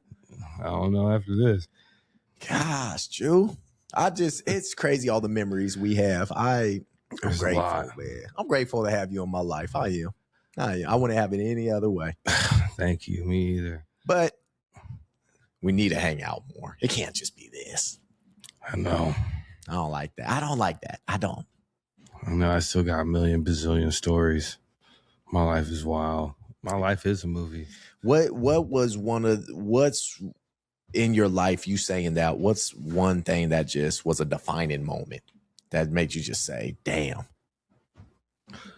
There's not one particular thing that was a defining moment. Really? It was a conglomerate of things that happened because it seems like everything that happens to me, it's like, as they say in like boxing, punches and bunches.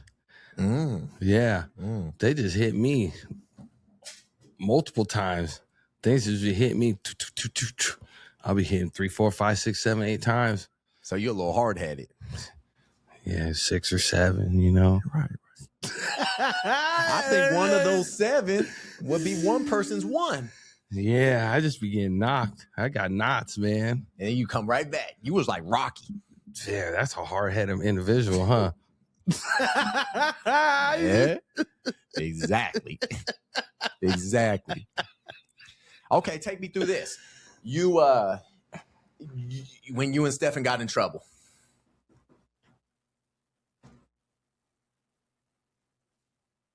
What? That had to be changing. Yeah, I got a little bit of trouble. But you got through it. Yeah, it was scary. But you got through it. Not to put it all out there, but I mean, I thought I was like, damn.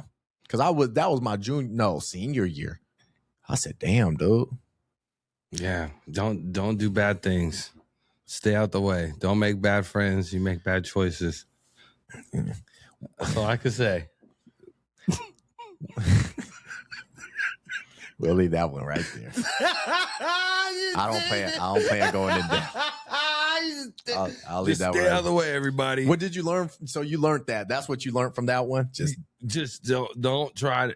If you try to find danger, danger will find you. Let me just put it that way.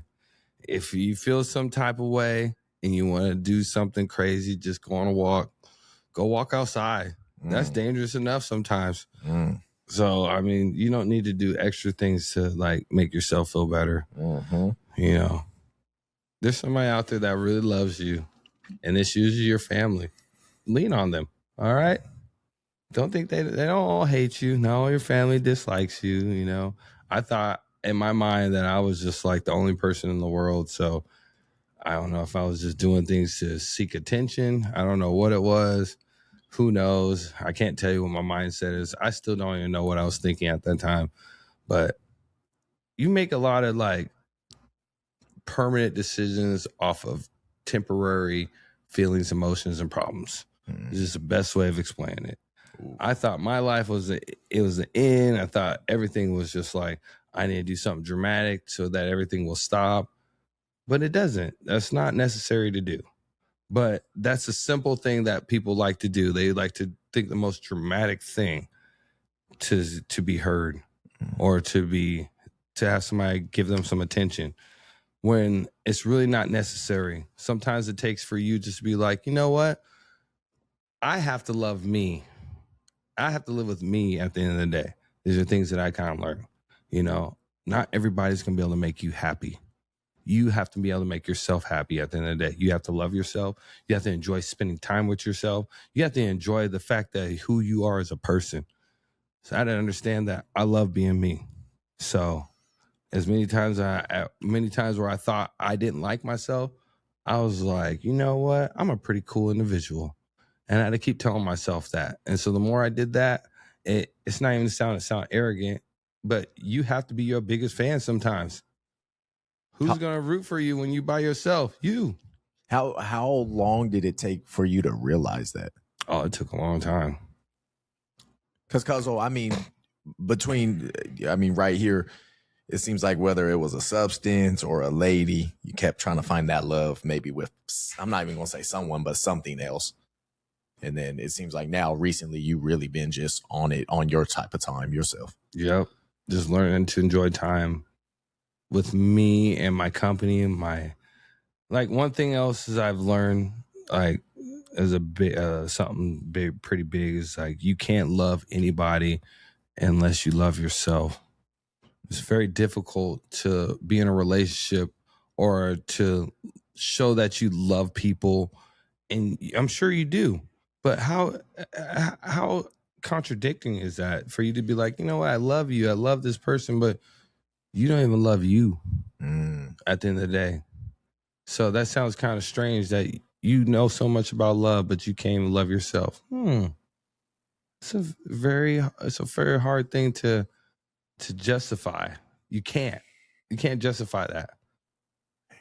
Because that person you look in the mirror 24/7, the person you live and wake up to every single day, you hate that person, but you want to love everybody else. You can't teach nobody how to love. That doesn't make no sense. You know? So that was a hard thing for me, learning to love myself. So I would I would laugh my way through it. So that was like my defense mechanism growing up. I can just laugh my way through it, you know. It don't look so bad if I can laugh my way through it, you know. But there's a day that I had to face the music, and once you start facing the music, it ain't so funny anymore. Mm-hmm. You're like, damn. You looking back, woo, I left a trail of tears, like just as they call it. It's just bad. But guess what? You can fix it. Everything's fixable. I mean, look, bro, God got you here right now, laughing still, upright, chilling. So obviously he ain't done with you. So that's dope. Like, you good. I've seen people your age or your position in life that ain't doing good like you is. So I think that's amazing. I keep fighting. You really do. You really do. Fighting. And it's a hard fight. Don't get me wrong. It's been a very hard fight. But damn, Jew, you got to be proud of yourself. I mean, we could talk for 3-4 hours, about 5 hours about everything. But just to sum it up, you've been through some stuff, whether it was self-inflicted or just life, and you still over here rocking. Man, that's crazy. You got to honor that. That's a blessing. You got to honor it. I'm only 41 and I can write a book. That's crazy. Ain't that crazy?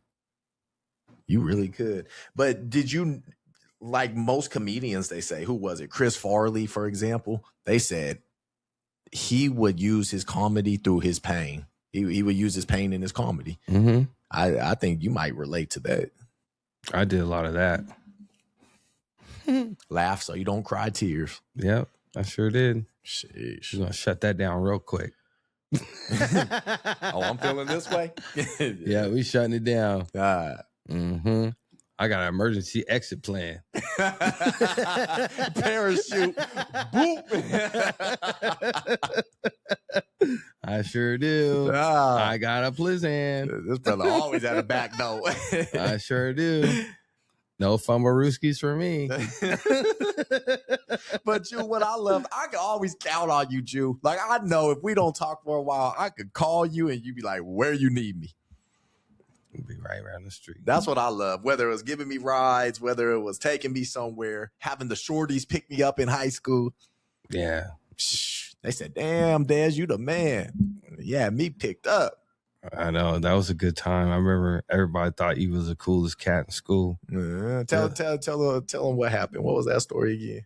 I was hanging out with these girls and Unc gave me a call. He's like, yo, he's like, you gotta pick up Dez, pick up your cousin from school. I'm like, damn. I'm like, I got called into work. Mm-hmm. He's like, all right, well, did you get it figured out? I'm like, yeah, I got to figure it out. I got these two girls gonna pick up. He's like, you do? He's like, yep. I said, watch this. I said, he gonna like this. And I gave him a call. I was like, hey, I need you to go pick up Desmond at the school. Blase. He's wearing this. He has like longish hair. He's standing out front. And I said, here's his phone number. So they pulled up to the school and they called him. And they're like, is Desmond here? And they're calling him. And like, I said, he should be right there. And he walked up. He's like, man, I can't believe it. He's like, Juju, how you got these people come and pick me up? And his friend, remember this kid named another Desmond. Yes, another Desmond. He was like, damn, Desmond, how you got these girls picking you up? And from that day forward, Desmond was like one of the most popular kids in school for a long, long time. They thought he was cool. Man. Put his status quo up high. And I was new there too, so that really. Yeah, you sure were. I was like perfect timing. Eyes was on me already, so they have that. I said, shoot. You were like a freshman, I think. Sophomore. Sophomore. Because I was at Springfield. I transferred to Springfield. Yeah, that's right. Yep, I remember that. Man, I know. I was something else. Yeah, big bro right here. Big bro. I was a wild person. You was big bro. Tyler was my bro. And then Derek's like my little bro. But yeah, you big bro for sure. Yeah, we had some fun. I've been to all the parties. Man, all of them, man. Good times. Man, boy. Life went by fast. Golly. Feels like yesterday. Yeah. Yesterday is now tomorrow. Already. You ever see like your old high school friends and just be like, man, this is a trip? Like you and TC went to high school? Yeah, we went. Me and him did not like each other when we first met. Whoa. Because we were like playing basketball together. And I'm like, this is the first time I meet him. We're on the court. I remember I was at Shelton and he was talking crazy to me. He's like, you gonna miss that free throw. You know you suck. I'm like, who is this guy? I'm like, why are you talking to me? I'm like, Ref, tell him to stop talking to me. He's like, oh, now you snitching? I'm like, really, bro? I'm like, leave me alone. I was like, I tried to tell him, leave me alone. You would not leave me alone. TC talk. Yeah. When I used to play Call of Duty with him, I'd be like, I'll text him, bro, you be talking crazy. Yeah. So I can only imagine high school. Oh, yeah. And then we ended up playing college basketball together. Yeah, that's what he said. Yeah, that was fun. That's what he said. Yeah, he gets so mad at me. He's like, just go get the rebound. Get the rebound. These guys can't do it. You got to do it. Oh, my gosh, man. It's a trip, man. I had to guard the tallest guy on the court. He'd be like 6'7". TC like, get the rebound. I try. Sometimes I couldn't get it. I had to cheat. That was like hold you down, hold your jersey. Oh yeah, some of the Charles Barkley moves. Oh man, I'll hold you down, boy. Man, I'm sorry. They say if you ain't cheating, you ain't trying. Hey, that's good. Yet again, you showed up hungover. We was good. I'm like, I gotta use my secret moves, man. You gotta hold them down. And you got that big body, so you be setting them screens. Bow, boom. Yeah, I did. I got called a foul a couple times for them hard ass screens. It'd be like looking like you got whiplash. Just getting a screen from me. You ever lean into it a little bit? I just stood still. Yeah, for sure. Oh man. Oh my gosh. We were like, set him up. Boop. Just catch you. Your whole neck meat going to the left. Ugh. Like, done. Big body. Bow. Ouch.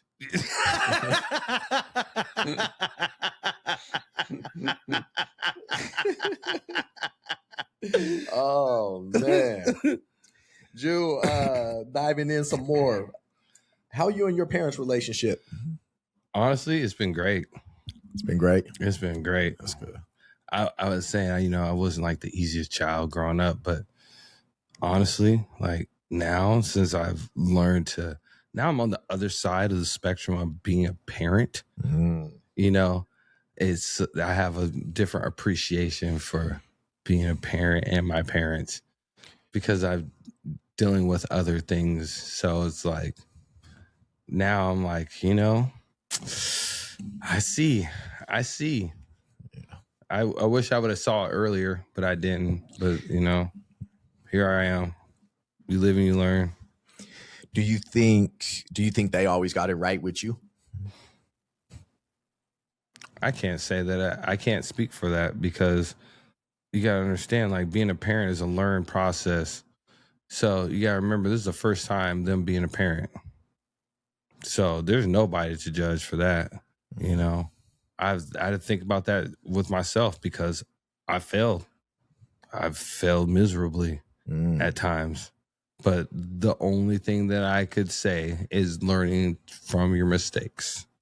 If you can do that, then you can be a better person. And not holding grudges against yourself, not holding your grudge against anybody else. You just have to let it go and move on to the next. Because if you do that, especially being a parent, all you're doing is teaching that child to be the same way you are. So just try to just do your best to be better.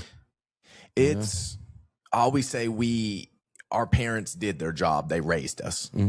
They kept a roof over our head. They kept us fed. They did what they had to do. And then eventually we have to grow up and find ourselves and love ourselves. I always thought that too. I said, man, my parents did a damn good job. And then from there, I look at our family as a whole. We're all still right here. And I used to be like, dang, man, I wish I'd be more adventurous or want to get out more because I wasn't, not till recently. And I had to realize, bro, Dez, you a grown ass man. Your parents, they did more than enough. And I said, man, I'm good. And I as you know, you were right there with me. My parents raised me perfectly. I'll never criticize them. But I just had to realize we all grow up one day. We can't blame our childhood. We can't be in our late 20s, our 30s and be like, oh, our parents. Nah, bruh. No. It's on you now.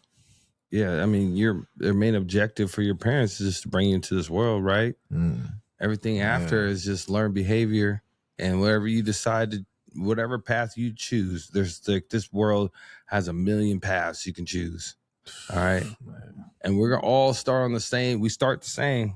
All right, we start on the same road, but sometimes our paths change very rapidly, very quickly for some of us.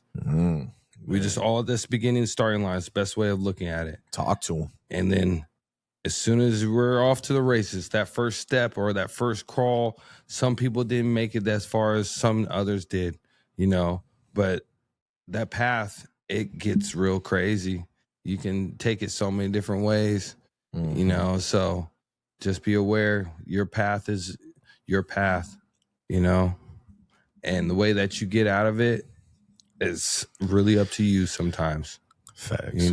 I agree. You can either just accept it or you can change it. Some of us can't. Some of us are just born into a situation. You know what I mean? And I can't decipher that. I can never speak for that. There's no right or wrong way to even speak about life, because life is just life is crazy. I don't even know how to explain it. It keeps surprising me every single day. Man, Jew. Yeah. Like the more I plan, the more I'm disappointed. The more that I sit there and just kind of just like only control what is in my realm, in my atmosphere, I'm a lot happier person. I can't control the weather. I control mine. But that's about it. What I learned is, I said God isn't predictable. That's one thing I learned recently. The only thing predictable, I think, with God is his love for us. That's the only thing. But otherwise, I think God is just working with us. He's like, hey, if you're going to go left, I want you to go right. But if you're going left, I'll be right here waiting for you when you get back. Oh, no, you're going to hit the left, the U-turn, and then you're going to double back again, and then you're going to take the right, and then take the left again. He gets it. You get it. Exactly. You're going to do it regardless. And he's going to be sitting right there like, I'm waiting for you. You're just leaving me. I'm not leaving you. He be sitting there right by the entrance, sitting there like, hey, dog, it's right here. But you're like, no, I got this. Give me one more chance. I got this. Give me one more chance. I think I got it. Hold on. I think I got it. And then you got to double back to all right where he was sitting there just waiting, like, hey, yo, I've been sitting here the whole time waiting for you. Yep. But you didn't sit there and you put so many detours in your own path. Right. Thank you, Jew. Yes, that's what I mean. You get it. That's what I mean. I've done a lot of detours in my own path. See? That's why he unpredictable. Because we over here doing the man. He's like, bro, I'm gonna sit right here then. We're the detour masters right here. Man. If we said exit 4B, we gonna go to 6.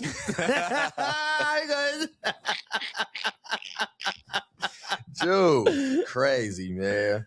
Wow. Like, no, my bad, dog. I missed it. I could catch it. So let's circle back. Yeah. That's gonna be a long journey back. Man. It's a long journey. How that's cool with the parents. How's Tisa? Oh, my sister. Have you talked to her up late? Honestly, no. Damn. I just let people be who they are. You just gotta let them be. It's not that I don't love her. You know what I mean? Mm-hmm. It's just she has her own life. Mm-hmm. Sometimes the family has their own ways of dealing with situations. That's how I deal with mine. I know my place as a person. So I give people their space. And something I've learned, like, the history you have with people and how they perceive you sometimes, and it's just a generalization, kind of have to just let them be. If that's how they think about you, then that's just what they're going to think about you. I don't have nothing to prove to nobody but myself at the end of the day. You know, I know who I used to be at one point in time. You know, not everybody, there's always a version of yourself that nobody enjoyed. Even yourself, you know, there's always a version of yourself. You're like, dang, I was a cold part, you know. But then that's some of the things that some people remember. They're like, that's what stuck with them. You know what I mean? But that's just what it is. That's just part of life. You know, you just gotta end up. You just keep doing you. You see you two getting on talking bases again? I don't know. That's not my. I can't control that. I do whatever I can do. You know, it's just other people's lives that's their own agenda. You know what I mean? Okay, so let me ask you this in a greater scale.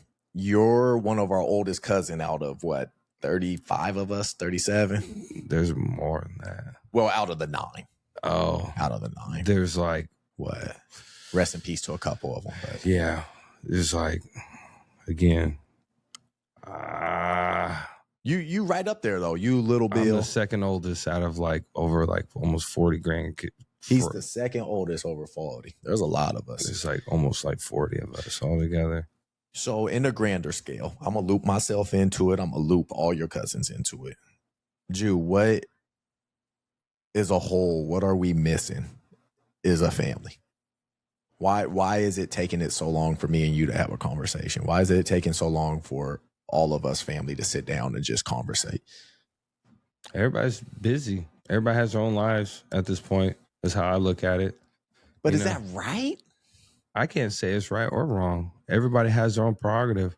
Everybody has what they want in their life, you know, what's important to them. You know, and I can't speak for anybody but myself. You know, I used to do my best to see everybody as like growing up. You'd see me at everybody's house. I'd pop in, you know, try to, you know, say hi to everybody as much as I could.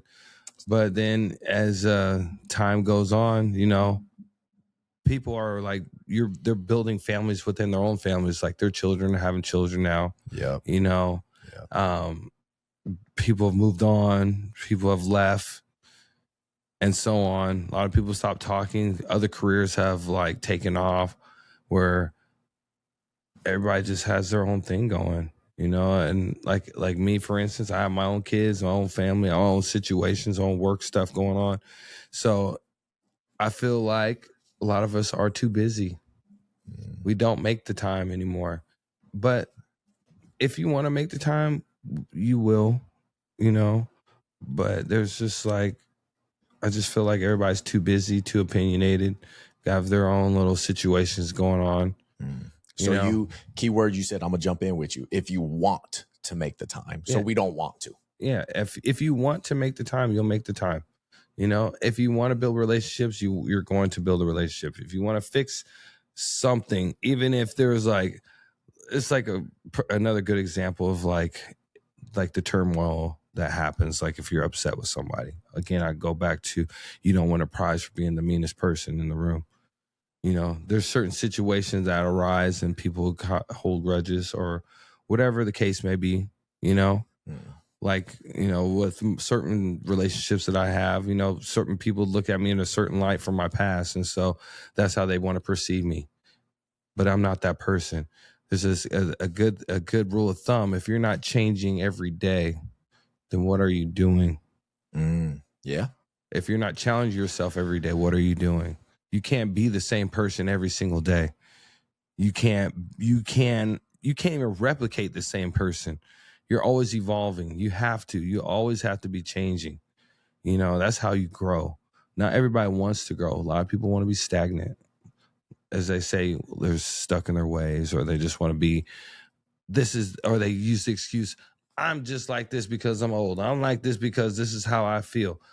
So whatever you say is just the ultimate answer. So you're not open to any type of change. Okay, that's up to you. That's your choice. So be it. You know, I'm not here to change nobody. You know, all I can do is change myself. And if people want to jump on the bandwagon, you want to see each other, let's reach out. You know, let's reach out and be like, hey, man, it's been a while since I've seen you. Maybe we should do something. You know, it usually just takes one person to reach out, you know, and start something. But it's trying to keep that continuous flow, which is kind of hard to do. We meet up maybe once, maybe twice, and then it's over again. And those once and twices are usually now, unfortunately, funerals. Yeah. And I think for me, Drew, I would say I'm discouraged when it comes to family. I'm discouraged to reach out. I'm discouraged because I throw myself in the pot. I ain't perfect. We all mess up. I'm discouraged right now. Like there's times I don't even want to do it just because it's like, what's the point? But then I get to sit with you and I'm reminded, like, we're blessed with this beautiful family. And when we were kids. Yeah. It used to feel big. Now right? It feels small. Thanksgivings, Christmases, family reunions every summer or every other summer, whatever. Things like that. Yeah, my team feels small now. It's crazy. Like your kids, you growing up, you knew all your cousins. Your kids don't. No. Like I could, like my cousins or my children know, like you, Dee Dee, Derek, Kaylee. But they don't even know their kids. No. Well, they know like a couple of them. They know some of like the children, but most of them don't know each other. Like all my family lives out of town and stuff like that. They don't even know them. And see, that's they what's have crazy. No idea that they even have that much family. You know, our family used to be like, we used to have our family reunions or like every other year, every 2 years, wherever it was, or every year for a while there. It was like we were always meeting up. Everybody knew everybody, but now it's like nobody knows anyone. I don't even know who half my cousins are half the time now. I got cousins just popping up. They're like, "Oh, that's your cousin." I'm like, "Huh? For real?" Like, no idea. Crazy. Don't even know what they look like. Man. And Drew, I think with that to me, it's just like, damn, that's tough, bro. It's tough. It's everywhere though. It is. It sucks. It sucks that we're becoming statistic about that. Like I just feel like social media kind of took over, because everybody can post pictures about family. Everybody can do FaceTime. Like we can reach out. We can do, like I do group chats and stuff like that with family members and stuff. Like I still reach out that way. That's like the only way I know how to reach out, because like before, you couldn't do that. It was just like a phone call. You couldn't put a face, behind the voice. You know what I mean? But now you can do it like that way. So everybody's like, if I see you on the phone, I don't need to go see you down in Cali. Bro, I say the same thing. Like it makes me not even want to post because maybe people will reach out more. Yeah. Or maybe I'll reach out to them more in the same way. Like I've talked to so many families just on the phone and stuff like that. It's like, I was like, all right, cool. I mean, you couldn't do that before. But now. So let me ask you this. Which cousin, I want your name drop here. Which cousin do you wish you would speak with more? Well, this is kind of like a tricky question because there's not one particular cousin, because I grew up with all y'all. So I miss hanging out with all my cousins, because we used to have a squad. It was me, you, Dee Dee, Kevin, Derek. Like there was Tyler. There was like, we had even our cousins that weren't our cousins, like Ellis and Sean, like all these other people that we grew up with, my brother, even my family up in Portland. We all like, everybody spent time together. So it's like, I miss that. I miss when we all used to be together. Like that was fun, bro. We used to play Jerry Springer. I used to play Jerry Springer. Oh my gosh. And that was so much fun. Oh my gosh, so much fun. And your mom is Mom be there. Did you watch it? Bro, we had the craziest scenarios. Shout out Jerry Springer. I love that too. Us fellas would be kicking it. Bebe and Nene be with moms. They'd be around with us, but they'd be like, we chilling with auntie. Yeah. We was always rocking together. Rocking, playing Halo, chilling. Oh, good times, man. Yeah, we was just always hanging out. That was like some of the best times of my life, being a kid. I think we still have a chance. I do. I just, like I said, I've been discouraged. It's like, I think we have a chance, but damn, we had some good times. I had a lot of good times. I can't even like say all the things I've done. It's so crazy. Golly. Yeah, we might have to keep a little bit off the record. I'm trying to balance it with you right now. I'm trying to balance it. My life is wild. Ooh, I don't want to. We don't gotta put too much on here. Yeah, we're gonna keep it on the PG level as much as possible. Drew, we go back. That's why it's an honor having you on, man. It's like, come on in. Man, the stories do continue. And we got lots of things to say. All right. I'm telling you, it's like an almanac right here. Some of y'all don't even know what that is. That's like an encyclopedia. The dude just come knock on your door and give you a book. That's how you get your information. Oh my gosh. Oh my gosh, Jew. You've been you said something on the phone recently. You said you've been more quiet. Yeah. What does that mean? What does that mean for Julius? I've been more quiet. That's a very crazy, scary thing for me because I'm not quiet ever. No. That just usually means I'm thinking. And my life has just been, I feel like I've been talking so much that I've learned just like for a minute, I'm literally just observing at this point in time. I've been observing my surroundings. Like I haven't done that in a long time. And feel like I've been learning more about myself, learning more about people, learning more about just life in general. You seem to learn more when you actually just shut up and just pay attention. I think a lot of people in the world need to do that right now. Mm-hmm. And I only speak to a certain degree. I feel like at one point, I feel like I just had diarrhea at the mouth. I'd just be talking, just saying stuff. Now I'm just like, you know what? I'm going to chill. I'm just going to pause and just not say every intrusive thought that comes in my head because I feel like that doesn't do anything for me. Those intrusive thoughts, sometimes they just lay at bay. Right. And just stay in their bed. Keep them tucked in. Yeah, keep that thought tucked in. Man. Yeah, I agree. There's been times I can tell when I'm rambling. Mm-hmm. When I catch myself rambling, I'm like, just shut up. Just be quiet. Chill. Yeah.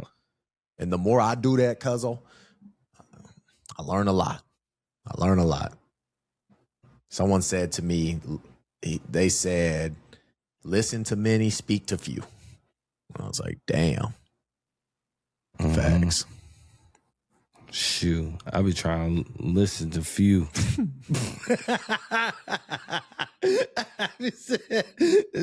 motherfuckers be saying shit. You like,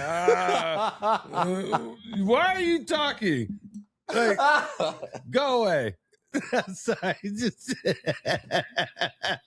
I'm sorry. He said, I can't listen no more. No, I'm done. You got me in this mess. Nah, man. It hurt my ears. Damn it. You like the street counselor, though. People be coming to you with all kinds of problems. You like that. Yeah, and I be telling them, just go think about it. Go sit your ass in the corner. Go think about that shit. I already gave you advice. Go away. I didn't mean that. I'm sorry. I just you notice he say sorry because I'm sorry. Just playing. That sounds very rude. I'm sorry. Oh my God. All right, cousin, we're closing out, so we have you back on next time. So we're gonna close out. I'm gonna ask a fun holiday question. What's one of your favorite gifts you ever got during the holidays? Oh man, can I talk about an almost gift I almost got? That have been my best gift. I almost got a Range Rover one time. You almost got a Range Rover? Yeah, for Christmas. Okay. Why almost? Well, because I ended up breaking up with that person, so it was an almost gift. You telling me all you had to do was hang in there? But I couldn't. I just couldn't do it. I just had to. I know they were like, your pimp hand ain't strong. I don't want to hear it. I don't want to hear it. I don't know how y'all be doing that. I just can't do it. I just be like, oh, my guilt is getting the best of me. I can't do it. I'm sorry. I can't do it. I'm sorry. At least you're honest. God, my dang it. guilt gets the best of me. I'm sorry. Couldn't do it. Couldn't That's fall dope. through. That's dope. Mine is the first Xbox with Halo. Shout out Mama. Shout out Mama. First Xbox with Halo. Her and Pops did that. Made a brother cry. I said, damn. Tyler, we gonna play this.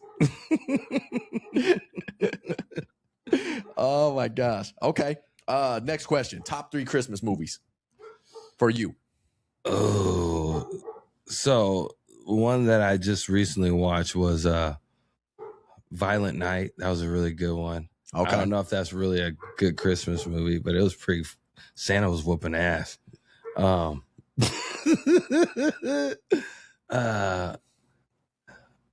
can't really.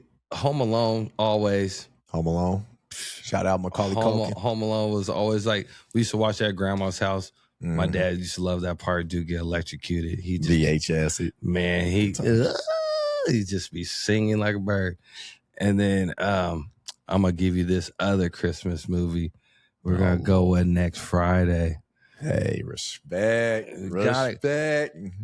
Dancing through the snow, 101 whole slope and sleigh. He said, that's Mr. Lucky Charms. Yeah, he looking magically delicious. Stupid. Shout out Cat Williams. It's my dog, man. Shout out Cat. Shout out Ice Cube. Day, Mike Epps. Shit, I want to know what that gonna be like.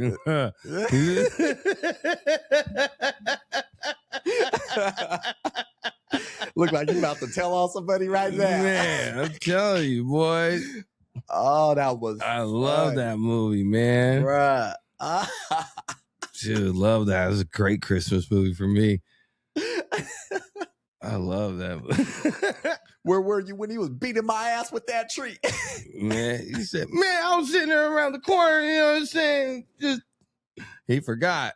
Oh, that scared. was funny. He said, who are you? I'm Santa Claus. Where the fuck the milk and cookies? Oh my God. That motherfucker whooped his ass with that damn tree. I'll be mad as a motherfucker. He whooped my ass with a tree. Oh, Jude, that's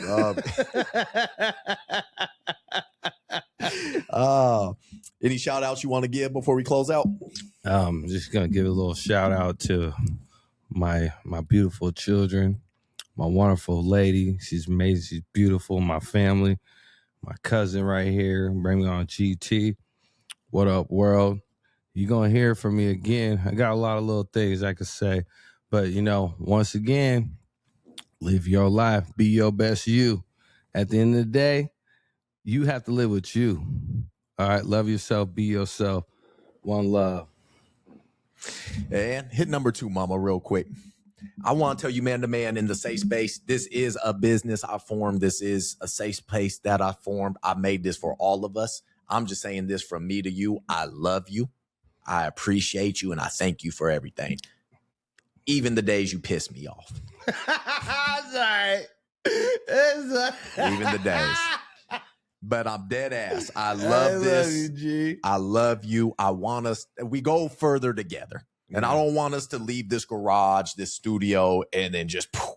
I want us to build upon this. This is a huge step for us. Yeah. It's family, is everything. I didn't have you on here because I take you so serious, if that makes sense. I couldn't have you on here off jump because you're too important to me. I said, I ain't going to have family on here just off rip. I want to show that this is serious. So let's build on this. Let's keep going. Yes, you'll be back on, but just know I love you. And let's just figure this out together. I'm not saying I got to be all in your business because I don't want you all in my business, but we're brothers. We go further together, man. Yeah. There comes a point in time where you're just going to have to stop being so damn nosy, right? No. But just because you mad at my questions, just because I asked you questions, don't get mad at me. When you signed the NDA, you knew. What you think this is? It ain't sweet. Oh, mama, will you hit number 1? Hey, you guys, hey, Merry Christmas, Happy Holidays. Remember, your presence is a presence. Hug your loved ones. Keep your girl close to you. Keep your man close to you. Celebrate the holidays. Have fun. Be warm. Be cheery. Shout out to my cousin Julius. I love him. We did our thing. It's a great combo. You're going to learn something. You're going to laugh. You're going to have a great time on this combo. Make sure you hit that subscribe button. Ring that noti bell for us. We go further together, and we catch you on the next one. Bless up. Peace.